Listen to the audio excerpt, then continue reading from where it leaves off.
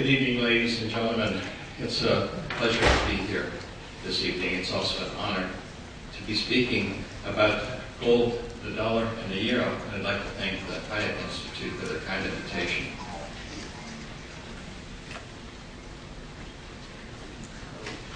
I'm going to do several things this evening. I'm going to talk a little bit where we've been, where we are, and where I think we're about ready to go. So I want to start first with some background information so that we're all on the same page, and hopefully will make more clear my thinking as to what lies ahead of us in the immediate future. I'd like to distinguish between money and currency. We use these two terms interchangeably, but in fact they mean different things. Money is, as Mises described it, is a mental tool. It enables economic calculation. It enables businessmen to make investment decisions. It enables us to go into the marketplace and determine the prices of goods and services. So in that sense, money is unchanged throughout history. Money does the same thing today it did 1,000 years ago. What changes, though, is currency. It's a medium of exchange, and it improves and becomes more efficient over time. And that's actually a good thing, because these technological innovations to currency actually lower the cost of commerce, remove the impediments of a payment system, or reduce the impediments of a payment system, and the more opportunities that we have to interact with one another in society, in commerce, the better off we are, because we create wealth and ultimately raise everyone's standards of living. What's happened, though, is over time, the essential nature of currency has changed. You know, is it a tangible asset, or is it a financial asset? And I'd like to explain this point, because it's critical to understanding where we are today. You know, initially, currency actually started out as cattle and other things like that, exchanged through barter, and eventually the marketplace decided that gold and silver would serve very well as a currency because of its unique characteristics. And it was accepted as a measure of weight. Eventually coins became more refined. Someone discovered the idea of milling edges to prevent clipping in coins. These were all technological changes and improvements. But in 1694, there was another technological change with the creation of the Bank of England. The metal coins remained in the vault, but paper circulated in place of metal. Paper was much more efficient than actually moving coins around. And as global commerce started expanding, it was easier to do bookkeeping entries or move units of paper, or IOUs, rather than actually moving metal. The other thing, of course, is that when you're using coins, the abrasion that you use from handing it to one person to another, or the coin hitting a counter, wears the coin out, and the gold and silver in the coin is lost forever. That's very expensive. It's an impediment to commerce. The problem, though, is that these bookkeeping units of account that the Bank of England created, this financial asset currency, they eventually continued to morph, circulating by check, wire transfer, plastic cards, and mobile. Again, this is the technological aspect of currency, making currency more and more efficient. So, looking at what we used to have, just coins circulating as currency, to what was under the classical gold standard, where you had the metal actually sitting in the vault and pieces of paper or bookkeeping units of account circulating in place of that metal, to what we have today. We have paper or bookkeeping units of account backed by a question mark. It's backed by promises. We don't know whether these promises are good. We don't know whether people have the willingness to fulfill these promises. We don't know whether people, or I should be saying banks and governments, have the financial capacity to fulfill these promises. And those are the risks that we face today by moving away from a tangible currency to a financial currency. So what we need to do is go back to gold, and I'm going to be explaining a little bit about that as I get into what I think is likely for the future. But I just want to talk about a little bit more about currency and costs. When you have tangible asset currency, in other words, when coins or metal in some physical form is circulating, you used to have only one risk. You had government debasement. The Romans would mix the gold coins with copper. The British monarchs would mix the silver coins with base metal. And that actually was a form of qualitative easing. It's reducing the quantity of the metal in the coin, but still trying to get people to believe that the metal was there. With financial asset currency, you have a lot more risks. You have government debasement. Again, you have a form of qualitative easing. The European Central Bank buying Greek bonds is qualitative easing. It's reducing the quality of the ECB's balance sheet by buying the bonds of a country that may or may not have the capacity to repay those bonds. You also have inflation, which is a quantity problem. In other words, they're increasing the quantity of money. You know, M1, M2, M3. Well, M1 in the United States over the past 12 months increased to 20%. We're on the road to hyperinflation, as I'll explain in a minute. But financial asset currency also has other risks. It has what's called payment risk. If I use a gold coin to purchase a good or service, I get the good, the shopkeeper gets the gold coin. The exchange is extinguished at the moment that an asset exchanges for an asset. But if I use a piece of paper or a credit card or a check or a wire transfer or something like that to purchase for a good or service, the shopkeeper has a payment risk. The payment risk is only extinguished when he takes that currency and buys some asset. And until he actually buys that asset, he has the risk of inflation, he has the risk of bank failure, he has all kinds of risks associated with that, and that's very inefficient, and it's an impediment to commerce. Bank failures. This is a real issue with regard to financial asset currency, because banks are critical in the payment system, and as we've seen, even though they're heavily regulated, banks do stupid things, and they make mistakes, and they end up failing. We have global imbalances. Today we have sovereign wealth funds. Under the classical gold standard, a sovereign wealth fund did not exist, nor could it exist if the rules of the classical gold standard were followed. And these imbalances create a huge flow of hot money, a tidal wave of hot money looking for safe homes. And then you have the cost of clearing and settlement. It's sort of related to payment risk. There are more costs in commerce. Well, having established this background information, I'd like to start focusing on where we are today. And we can begin by making the observation that the ECB is not the Bundesbank and the euro is not the Deutschmark. Now, it's an obvious statement, but there's something more fundamental here. The ECB is under political control. The Bundesbank was not. From 1950 until 2000, the Bundesbank jealously guarded its independence, stayed completely away from government, and was not influenced by government decisions. The ECB is under the control of politicians. And if it wasn't clear to you by May of 2010, the events in May of 2010 should have made it clear that they were under political control. After pledging not to buy sovereign debt for many, many times, Mr. Trichet, after the political meeting in May of 2010 where the politicians were trying to solve the Greek crisis, Mr. Trichet on that Monday morning said, oh, by the way, I'm going to buy some Greek government bonds. It was clear that he was under the influence of political control. And this is not a good thing, because politicians ultimately issue a currency to excess until the currency is destroyed and then the economy is destroyed. Politics and money do not mix, just like oil and water do not mix. So we have to recognize the reality that the euro is under political control, and in this regard, the euro is not much different than the dollar, which is also under political control. And I'm going to explain this evening why the dollar is headed for hyperinflation. So if the dollar is headed for hyperinflation, maybe we should assume that the euro is also headed for hyperinflation. The consequence of this is that we can no longer rely on central banks to do the right thing. What we have to do is to be our own central bank, make our own decision, and the way to do that is to have our own reserves in physical gold and physical silver. That's going to be the theme of my presentation this evening. Now, I want to begin with two individual quotes. You may have seen these. The first one is, gold still represents the ultimate form of payment in the world. I'm going to use these quotes to answer the question, why gold?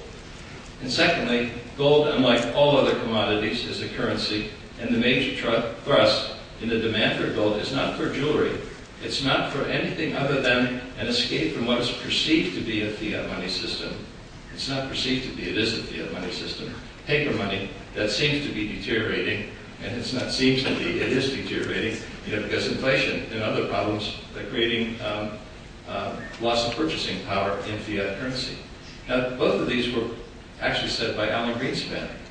In 1999, when he was still chairman of the Federal Reserve in testimony before Congress, and more recently, at the beginning of this year, in 2011. So, central bankers know what gold is all about. But gold is the enemy of central bankers because gold is a form of gold is a form of discipline, and central bankers don't like discipline. Now, I contend that gold is money and gold is not an investment. Gold is not an investment if you look at it logically because it's just a sterile asset. It has no cash flow, it has no balance sheet, it has no management team, it has no price-earnings ratio. It's a sterile asset. So I want to use this chart to explain why gold is money. This is a chart of crude oil prices, and this goes back to 1950 to the present. And I'm going to show you the price of crude oil in terms of 4 different currencies.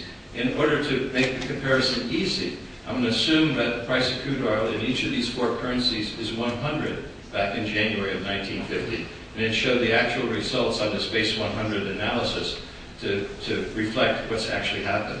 So keep in mind, we're comparing the purchasing power of these 4 currencies against the same standard, which is a barrel of crude oil. Now, we all know the price of crude oil is rising, and this is how the price of crude oil has been rising in terms of the British pound.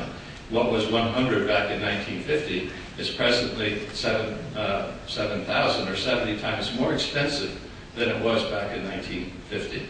Now, the US dollar is also, the price of crude oil is rising in US dollars, but it's not rising as much as it is in the terms of the British pound. Now, the reason for this difference is that as bad as it's been for the US dollar, the British pound has been even more poorly managed by the Bank of England. The British pound has lost even more purchasing power because of inflation. Now, the third currency is the euro. The Deutschmark to 2000 and the euro from 2000 to the present. And notice that from 1950 up until 2000, the Deutschmark had almost the same purchasing power as in 2000 as it did back in 1950. But since 2000, with the creation of the euro, the path that the euro is taking is looking more and more like the US dollar and the British pound. I'll get back to that in a moment, but let me just show you the fourth currency. You have to look carefully at the bottom of the chart. This is the price of crude oil in terms of gold. In other words, the price of crude oil isn't going up. An ounce of gold still buys the same amount of crude oil it did back in 1950. I remember as a young boy in the 1950s in the United States that my parents could drive the family car into the local gas station and fill it up with $2 silver. Today you can still fill it up with silver content of $2 silver. But $2 won't buy you hardly anything in terms of gas. That's how badly the US dollar has done. But gold still preserves purchasing power. It does this over long periods of time.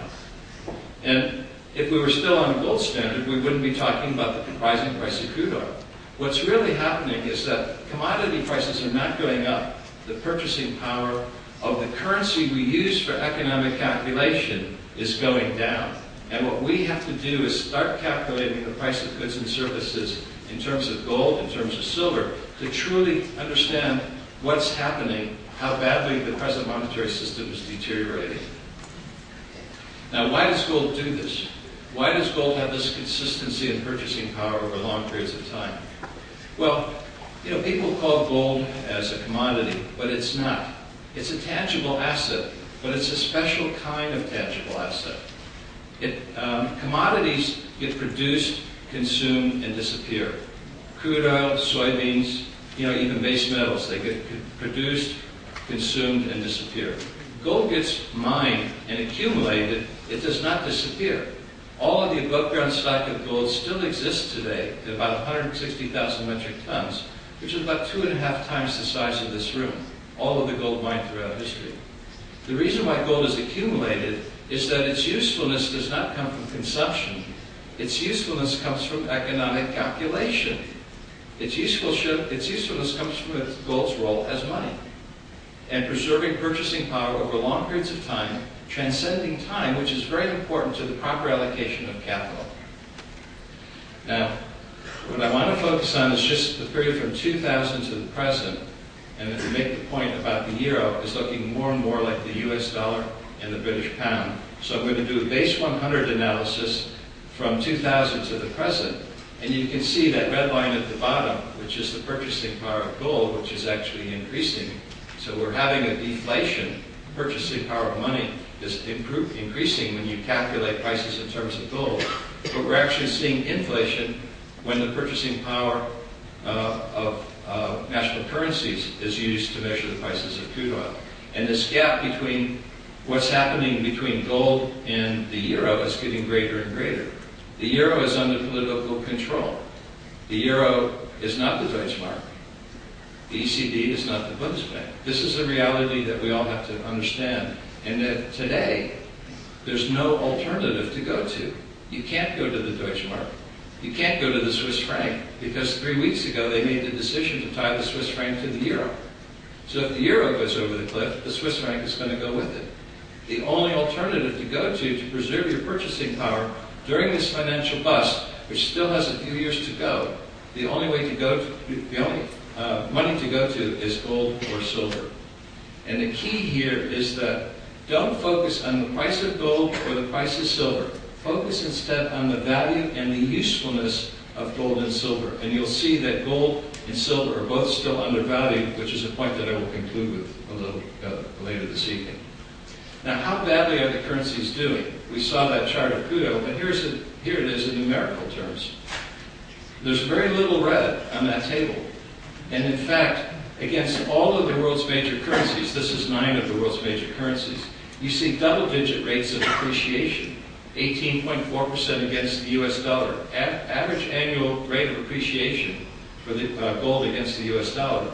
14.6% average annual rate of appreciation against the euro. Are you earning 14.6% on your euro deposits? Of course not. In fact, you're not even earning enough to offset the inflation rate. You know, they say the inflation rate in euro land now is 3%. I personally believe it's much higher than that. If you put 100 euros into your bank account on January 1, you would have 101 euros in December 31st, but you only probably have 96 or 95 of purchasing power because of inflation. So this is an ideal environment, to continue accumulating gold. If gold is money, view it to be your savings. Savings are always a good thing, but it's a particularly good thing when you're saving a sound money like gold or silver. Now, Detlev spoke about the boom and bust cycle, and I just want to illustrate this quickly. This is a chart of the Dow Jones Industrial Average in terms of gold rather than in terms of dollars. You can see the boom in the 20s, the bust in the 30s, the boom in the 50s and the 60s, the bust in the 70s, the boom in the 80s and the 90s, and we're in a bust, and we have a long way to go before we get to the bottom of that chart, which is basically an oscillator. But it's not just the United States. This is the FTSE, the boom and the bust. And this is the DAX, boom and the bust. We live in a global society. We live in a global economy. And when banks extend credit and create the boom, it has a worldwide impact. When the bust inevitably comes and the good times end, you get the bust globally. And that's exactly what's happening at the moment. So as we look toward the 21st century, we need a safe place to put our currency, but we can't put the currency in the banks because of the boom and bust cycle caused by fractional reserve banking, because banks are no longer safe. And we need an efficient, low-cost currency for global commerce with no clearing, settlement costs, payment risk, and I emphasize the point, political risk. And I also want to use part of that quote that Detlev referred to from Ben Bernanke about the printing press, or its electronic equivalent. Now, I want to take a minute to explain this because this is going to be important in terms of understanding why I think we're going toward hyperinflation. He purposely talks about a printing press and electronic equivalent. And inflation, hyperinflation, always has the same cause. A government spends too much money, more than the market is willing to lend to it, forcing either the government to cut back on its spending or turn to the central bank and create currency out of that government debt. Now, in Germany, in the Weimar Republic, and more recently in Zimbabwe, both those countries had very unsophisticated economic economies. Very few people had bank accounts. Most commerce was conducted with banknotes. You know, even the government at the end of the month would have a little packet that it would give to its employees with the banknotes inside. So in those instances, when the central bank stepped in to create currency, it actually ran the printing press. But in Argentina, I went there in 1991 to study what I thought was going to be a hyperinflation, and it did turn out to be that. It was very different in the sense that everybody had a bank account. Most commerce was conducted not by banknotes, but by checks, wire transfers, and plastic cards. They used deposit currency within the banking system to engage in commerce, rather than cash currency, banknotes. So what happened in Argentina, when the government there needed money, the Central Bank of Argentina bought the government debt and added zeros to the Argentine government's checking account, and created a hyperinflation. The Austro, which was the currency at the time, was 14-1 in January. I went there the first week of May. It was 64-1.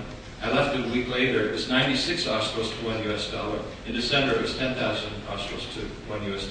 Not unlike what happened to the dinar in Serbia back in the mid-1990s, massive hyperinflation.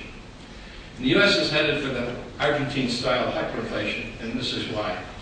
This is a chart of U.S. government tax receipts. This is a 12-month moving average of what the government is receiving in revenue. And you can see that it's starting to flatten out. And this is what the U.S. government is spending, and you can see it's starting to increase. And what you have here is a huge gap between what they're taking in as revenue and what they're actually spending. And this is forcing the government to borrow more money than the market is willing to lend, turning to the central bank and using that electronic equivalent of the printing press, performing quantitative easing, buying government debt and turning it into currency. And you can see the huge increase in government debt. It's now over $15 trillion of debt on a revenue of $2.7 trillion annually, and probably another 60 to 80 trillion dollars of off-balance sheet debt in various promises. So to consider the U.S. government bond or U.S. government T-bill as a safe haven, as many people do, it's clearly that we're in a bubble. People talk about a gold bubble. There's no gold bubble today. The bubble is fiat currency and government paper. The weak links of the chain have been breaking. They broke in Iceland, they broke in Latvia, they broke in Greece, they broke in Ireland. Now they're breaking in Spain and Italy. Soon it'll be Japan, then the UK, and eventually the U.S. Most governments of the world are bankrupt. And to make this case, look at this chart. This is the U.S. government. That's the UK government. Basically the same thing. I could show you this chart for dozens of countries around the world. I could show it to you for the state of California, the state of Illinois, and a bunch of other places, and it looks exactly the same. The key point here is that what we're facing is not a cyclical change. What we're facing here is a structural change. We're going to have to come back to basics, and I think gold is going to come back at the center of global commerce. Gold is going to reemerge as a form of currency, fulfilling its traditional and rightful role. Now, what people talk about today is that they say we're in a crisis of capitalism. Nothing could be further from the truth. What we're suffering today is not a crisis of capitalism. We're suffering a crisis of socialism. My favorite quote to explain what's happening today is from Margaret Thatcher. She said, "The problem with socialism is you eventually run out of other people's money." And that's exactly what's happened to many governments around the world. They've run out of money, they don't know what to do, they're turning to the central bank, they're running the printing press, and ultimately history shows that when you run the printing press or its electronic equivalent, you destroy the currency. That's where the US dollar is going. If the US dollar goes, don't expect the euro to be an island of stability, given the fact that most of its reserves are US dollars anyway. The euro is going to go with the US dollar. The only way we can protect ourselves from this coming calamity, in my view, is to own gold and silver. Now, I want to show what I call the message of the markets. This is the price of gold in terms of the US dollar. And you can see back in the early part of this decade, we had a fairly straight ascent. Now this is a log scale chart, so the distance on the chart between 250 and 500 is the same distance between 500 and 1,000. So it's easy to show, when it's starting to double in price. And what we're starting to see is an exponential move in the price of gold in terms of US dollars. This is an exponential move, again, on a log scale chart. So it suggests that, you're starting to get to the early stages of hyperinflation. Now that's the US dollar. That's the British pound. That's the euro. And this is the price of gold in the Swiss franc. All of them look pretty much the same. What we're seeing is a worldwide move toward hyperinflation, which is not too surprising because all fiat currencies eventually end in a collapse. They don't choose, as Detlev was saying, the two alternatives that Mises was saying, gradually just reduce the credit expansion. They all tend to go over the cliff. When they do, not only destroy the currency, they also destroy the economy as well. So when you're looking at gold, don't consider it to be an investment. After all, an ounce of gold buys no more crude oil than it did 50 years ago. Who wants an investment like that? It didn't increase your wealth. All it did is preserve your wealth, which is what money is supposed to do. So when you're talking about gold bullion, consider it to be the liquidity part of your portfolio. After you sell an investment and you get the proceeds, what currency do you want to hold the proceeds in? Dollars, euros, or gold? And clearly, it's been advantageous, and I think it will continue to be advantageous, to keep the bulk of your liquidity in gold. Now, I'd like to conclude by sort of saying, going into why gold is still good value. And this is what I call the gold money index. And here's the formula for it. It takes central bank foreign exchange reserves divided by central bank gold reserves, and it equals what I call the fair price of gold. I want to show you visually what this is going to look like. Now this is the actual price of gold from 1960 up till 2010. This is an annual chart. And this is the fair price of gold using that formula which I just described. Now I want to make a couple of key points on this chart to explain why I think this is very useful. Back in the 1960s, the actual price was above the fair price of gold. So gold was overvalued back then. And as a consequence, the dollar was considered to be as good as gold. It had more than sufficient gold reserves, to back the commitments for the dollar. But by the late 1960s, the fair price started rising because the dollar was being debased. And it eventually moved above the actual price up to this point in 1974, when the actual price moved above the fair price, and that sort of marked the first stage of the 1970s bull market. Gold had become overvalued, and it started to settle back. And then we had another move in 1980, when again, the actual price went above the fair price. Gold again became overvalued. And then it settled back, and it stayed overvalued until 1983. And since 1983, you've had this tremendous undervaluation of the gold price. And the fair price today is approximately $11,000 an ounce. Now you have to ask yourself, does this chart still have value? And you answer, if you believe that gold is still money, you have to answer yes, that this still has value and validity, and that gold is tremendously undervalued. Or if you believe this experiment with fiat currency is going to be money for the future, well then this chart maybe isn't relevant. Now I'm of the view that the characteristics and attributes that made gold money in the first place, 5,000 years ago, and kept gold as money over these 5,000 years, those characteristics and attributes have not disappeared. They have not been destroyed. They're still there. They've only been ignored or forgotten. And what we're going to be discovering, and what we actually, in fact, have been discovering over these past several years, these unique characteristics and attributes that made gold as money in the first place, they're still there. They're still useful. It's the only money that doesn't have counterparty risk. It's the only money that's not based on someone's promise.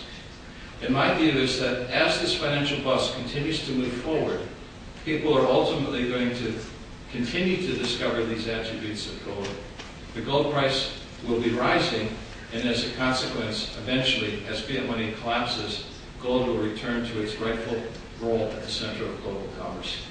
Ladies and gentlemen, thank you very much.